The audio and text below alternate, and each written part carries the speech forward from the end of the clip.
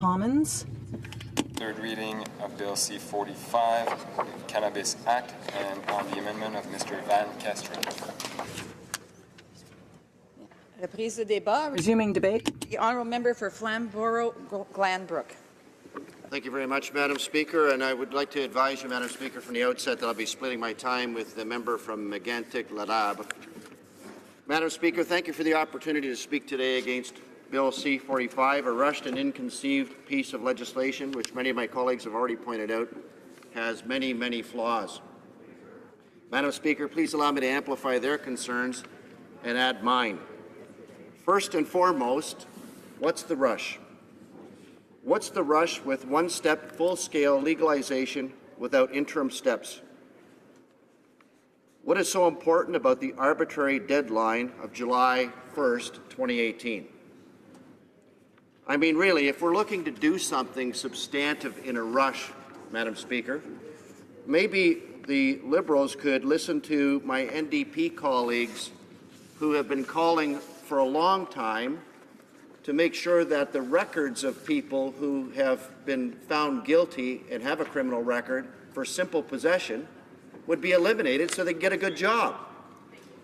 I mean, if you want to rush at something, why don't you rush at that? Why ignore police and medical professionals' advice and push ahead with C-45? Why not allow police, provincial and municipal governments, as well as health officials, to better prepare for the onslaught of issues this legalization will unleash? And believe you me, Madam Speaker, there will be an onslaught of issues. All you need to do is look at other jurisdictions that have legalized marijuana, and you'll find that there will be a slew of issues that this government will need to deal with. To date, why have there been no public education of the risks of smoking marijuana? Madam Speaker, what we've heard most often about many of the risks of marijuana is that they are so much more detrimental to our youth. No one should assume that some of us who are speaking against this because we're parents and public figures are trying to be condescending. None of us are trying to be patronizing. No one should assume that any of my colleagues or myself are trying to stereotype anyone either, Madam Speaker. We don't have some outdated notion of society. What we're saying is that there are a massive amount of risks that we're concerned about, and the government has not taken them into consideration. Madam Speaker, data shows that 30 to 40% of young people who use cannabis under the age of 25 will develop psychotic disorders, depression, and anxiety disorders. Let me repeat that. Upward of 1/3 of people under 25 who use marijuana will develop psychotic disorders, depression, or anxiety disorders. It's far too many, Madam Speaker. Where are the human rights champions over there who know already of the growing mental health epidemic with our youth and are not speaking up about the way drugs exacerbate those mental health issues? Where are they, Madam Speaker?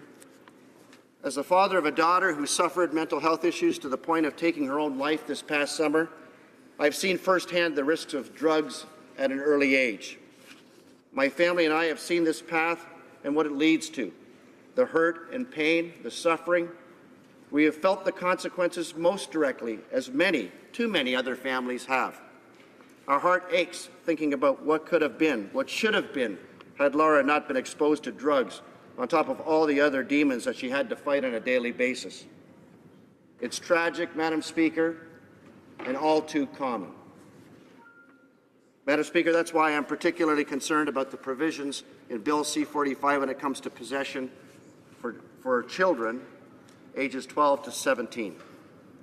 As currently written, the bill allows children aged 12 to 17 to be in possession of 5 grams of pot. Madam Speaker, this is approximately 5 to 10 joints. What is positive about that in any way, shape, or form? How is that good government? How is that having a concern about the safety and security of Canadians, Madam Speaker? I'm profoundly concerned.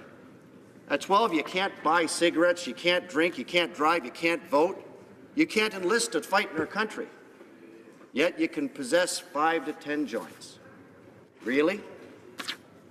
Medical professionals have told us that the number should be 0, Madam Speaker, 0.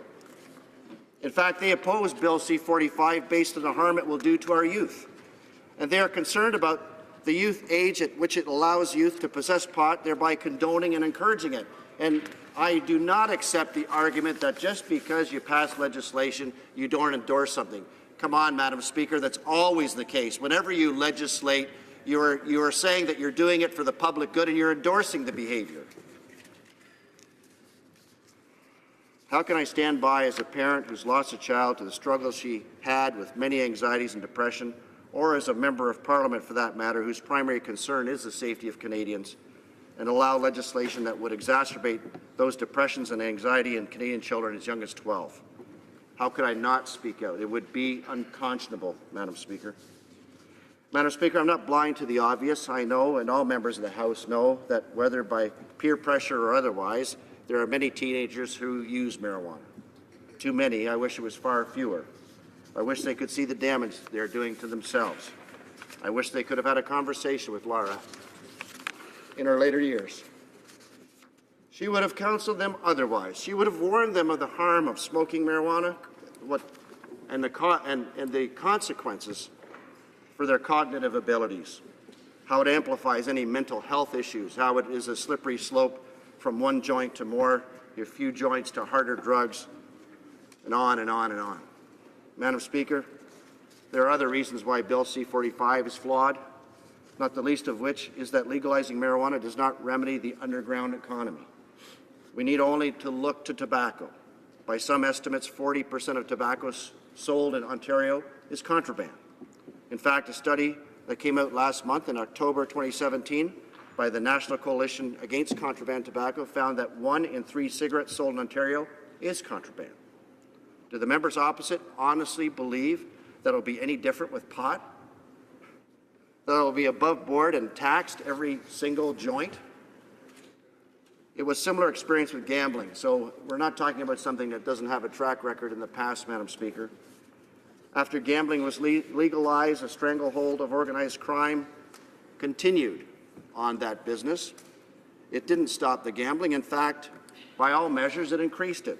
In legalizing it, we inadvertently made matters worse for our young people. Studies indicate that up to 60% of children and adolescents engage in some form of gambling each week. That's because they're a generation that was exposed to legal gambling from a young age. It wasn't frowned upon, which is why the predominant concern about problem gambling is not primarily adults, but it's young people. And I heard some heckles about that, Madam Speaker. We're not talking about somebody who's buying a lottery ticket. Is that member out to lunch? I'm talking about someone who begins in gambling and then is trapped in gambling, and then that's a lifestyle, and they can never, ever enjoy their job or buy a house or anything because they ferret away all their money on gambling. If that's what they feel is okay for youth, then fine with that. We must question the signals that we're sending, Madam Speaker, to our teenagers. What precedent are we setting? Are we fully ready for all the social impacts that this will make in the years ahead? I know my colleagues have raised a number of other points about Bill C-45, drug-impaired driving, the supersized amount of pot one can grow at home, the lack of public education program, scientific evidence. But the point I want to stress today, and the question I want all members of this chamber to think through clearly, is the exposure of marijuana to young children and adolescents. It's not too late to change it. It's not too late to stop it. It's not too late to vote no on C-45. Madam Speaker, in closing, let me ask again, as I did at the outset, why ignore police and medical professionals in regards to C-45? Do we really think that 12 to 18-year-olds having 5 or 10 joints in the bedroom is a wise thing to advocate? Why don't we have more public education right now, Madam Speaker? Why not allow police, provincial and municipal governments and health officials to better prepare for the massive upfront costs? Madam Speaker, I say again, what's the rush? Officials are not ready. I implore you to listen to the experts, listen to doctors and scientists, listen to law enforcement. I ask all members to vote against C-45. Questions et commentaires? Questions and